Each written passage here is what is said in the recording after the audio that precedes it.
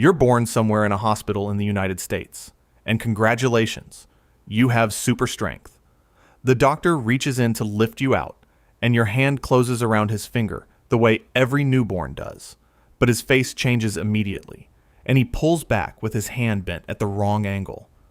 You didn't squeeze hard.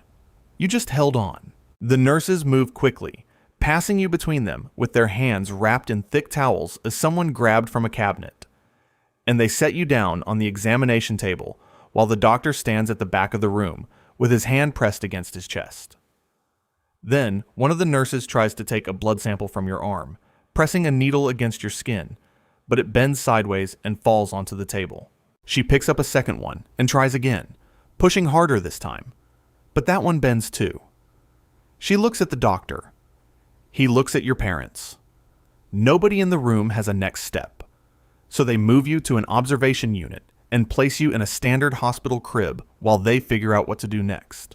You roll onto your side the way newborns do, with your arm pushing down against the mattress, and the crib frame drops on one side and tips you toward the floor. A nurse catches the edge before you go over. They move you to a flat examination table and put padding around the sides. Your parents sit in the chairs beside you for the rest of the day, while the hospital staff cycle in and out, running tests they don't have the right equipment for, and writing things down that don't add up to anything useful. By the time the building goes quiet and the corridor outside your room empties out, nobody has any answers.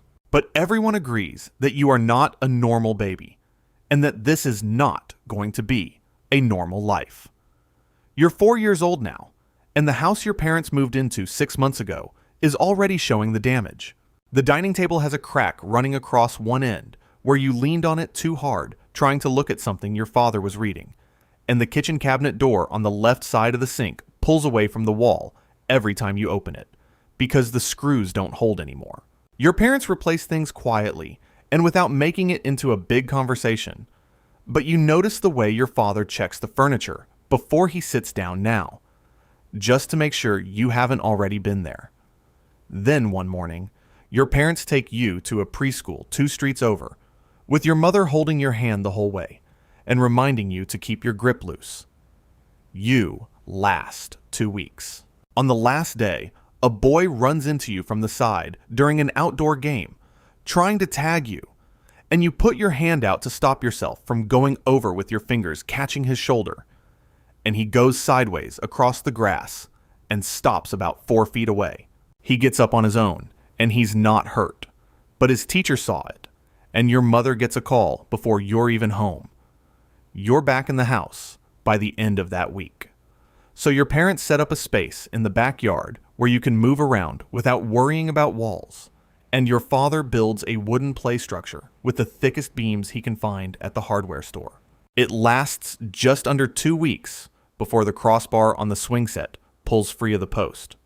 You weren't swinging hard, you were just sitting on it. But the play structure isn't what stays with you. One afternoon, you pick up the family dog to carry him inside, and your grip tightens slightly when he squirms, making him yelp and pull back. You put him down straight away. He walks off and sits by the back door. You stand there with your arms at your sides, looking at your hands. That's the moment you understand that the problem isn't the furniture. The problem is everything you try to hold on to. Skip forward a bit, and you're 8 years old now. Your parents have spent 3 years coaching you on control, and they've decided to try school again at a new place in a different part of the city where nobody knows your history. They've also spent those 3 years working with you on a single practical test, carrying a raw egg from one side of the kitchen to the other without breaking it. You can do it consistently now, most of the time, with your fingers held just loose enough that the shell stays whole all the way across the room. It took 2 years and a lot of eggs to get there, but it's the closest thing to a pass mark your parents have for whether you're ready. So the new school starts, and for about 3 weeks, it almost works. You sit carefully at your desk with your hands flat on the table. You write with your grip pulled back far enough that the pencil doesn't snap, and you stay at the edge of any group activity so nobody runs into you by accident. Then, during a fire drill, the stairwell fills up and someone trips on the step directly in front of you and starts to go forward. You need to stop them from hitting the ground, so your hand comes out and closes around their arm, pulling them upright with one motion that lifts them briefly off the step. They're fine. Not a bruise on them, but the pull was fast and the lift was higher than it should have been, so 20 kids on that staircase saw exactly what happened. By the end of the day, the story has already changed in the retelling. So when your parents come in the next morning, the principal is working from a version that doesn't match what actually happened. Your parents explain what they can. But the school has made its decision, and you're back home by the end of that week. That evening, your mother puts a raw egg on the kitchen counter and watches you pick it up and set it back down without breaking it. She nods once, then puts it away. You both know you did everything right. It just wasn't enough to stay. You're 14 now, and the problem has gotten bigger. Not metaphorically. Your strength has been growing faster than your control for the past year. So things that used to hold up under your normal movements have started giving way in situations where they didn't before. A wall you leaned against in the hallway at home has a crack running through the plaster that wasn't there 2 months ago. Your father reinforced the garage with concrete blocks and steel framing specifically so you'd have somewhere to move around without worrying about it. And even that is starting to show marks. Your parents tried one more school at the start of the year, a smaller one with a lower student count where they figured the risk of accidental contact was lower. It lasted 6 weeks. Someone shoved you from behind in a corridor between classes, trying to push past you to get to a locker, and your hand came forward by reflex with your knuckles catching the locker door in front of you. The whole row buckled inward. Nobody was hurt, but the corridor went still in a way that didn't come back. So your parents got a call that afternoon, and you were home by the following Monday. Now your father has set up a training routine in the garage to help you build control back up to where it needs to be. The idea is to work in small steps, picking up progressively heavier objects and setting them down with as little force as possible, so your hands learn to judge pressure at different weights. It's working, slowly. Then, one afternoon, you decide you need to reach something on a high shelf, so you push off the floor with both feet to jump up and grab it. But you go straight through the roof with your head, and then drop back down through the hole you just made with timber and roofing tiles coming down around you. You sit in the debris for a while, looking up through the gap at the sky. The jumping is completely new. Nobody planned for that. That evening, you hear your parents talking in the kitchen, with your father's voice dropping low the way it does when something is serious, and you catch enough to understand that someone has been in contact with them. Someone who already knew your name before your parents said it. You're 16 when they arrive. 2 people in plain clothes driving an unmarked car, which somehow makes it more obvious rather than less. They take you and your parents to a facility about an hour outside the city that looks like a research campus from the outside, with low buildings and a car park, and nothing about it that tells you what it actually is. Inside is different.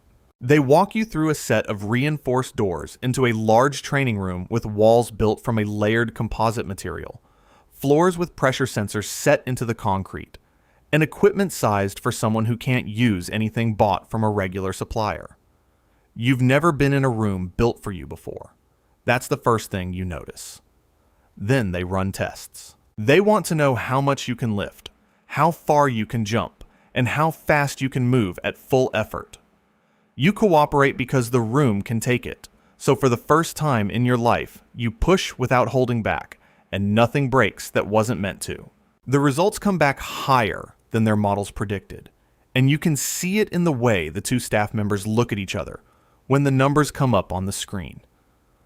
After the tests, they sit down with you and your parents and make an offer. Proper facilities, a structured program, and a curriculum built around what you are.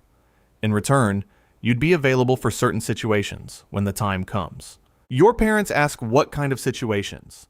The answer is careful and takes a long time to say without actually saying much, so everyone in the room understands what it means anyway. Your parents look at each other. Then your father looks at the wall with the pressure sensor still lit up from the last test. Then he picks up the pen. You sign because the alternative is the garage, and the garage has a hole in the roof that nobody has fixed yet. The training is the best thing that's happened to you, and also the hardest. For the first time, you're pushed to actual limits instead of spending all your energy holding back, so your control improves faster than the instructors expected. You spar against reinforced drones, work on moving at high speed through tight spaces without clipping walls, and spend hours learning to calibrate your grip the way a surgeon learns pressure, in tiny steps, each one a fraction smaller than the last. After a few months, you can pick up a raw egg at full speed and set it down without breaking it every single time. That's not nothing. That's years of work compressed into months because you finally have the right equipment around you. Then the field evaluation arrives. It's a live exercise inside a real building with agency staff playing the role of people who need to get out, and a controlled structural failure built into the scenario so you can practice moving someone clear of a collapse. The wall comes down on schedule, and you move the nearest person out of the way exactly the way you trained, with your arms getting under them and carrying them through the gap before the second section drops. You get them out. That part works perfectly. But the speed of the movement cracks 3 of their ribs and fractures their collarbone, because the force needed to move fast enough also transfers through the body you're carrying.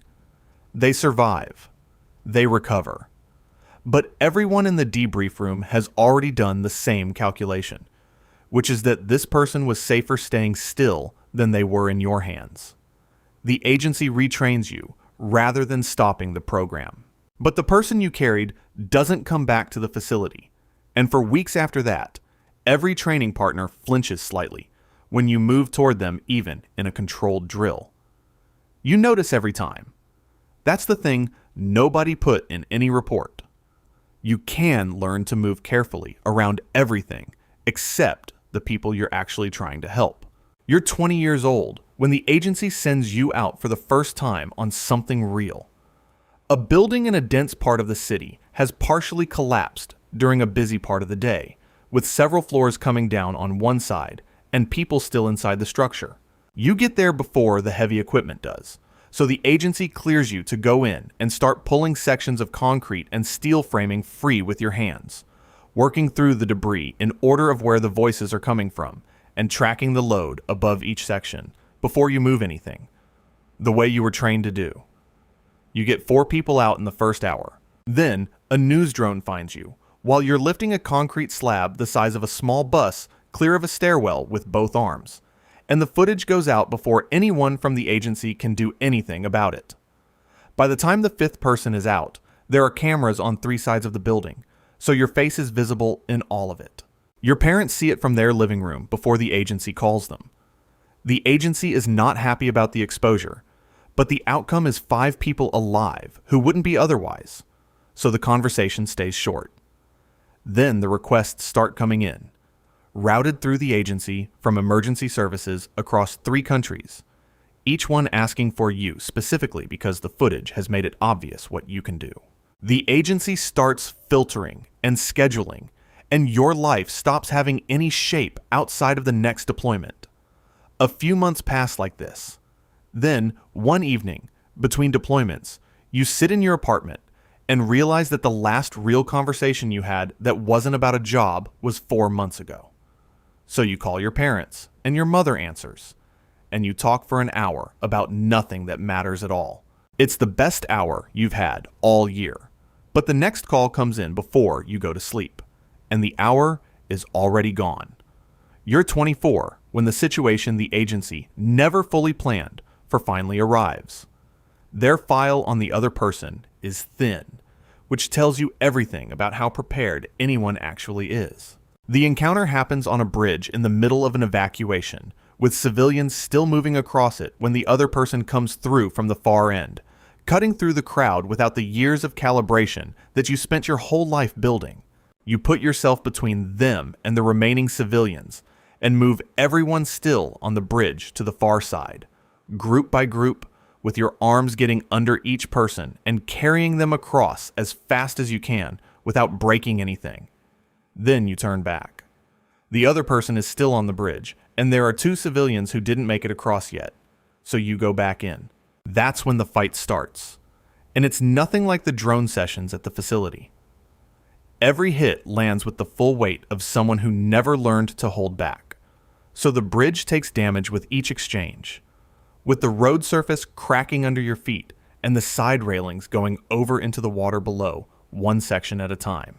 You get the last 2 civilians to the far end, with your shoulder taking a hit mid-carry that drives you sideways into the barrier, but you stay up and get them across.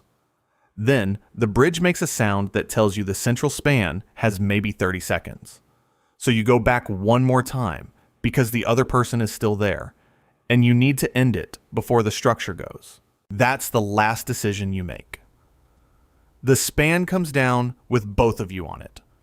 Emergency crews pull you out of the water about 4 hours later and get you onto the riverbank, with one of them trying to check your pulse with his fingers pressed against your wrist.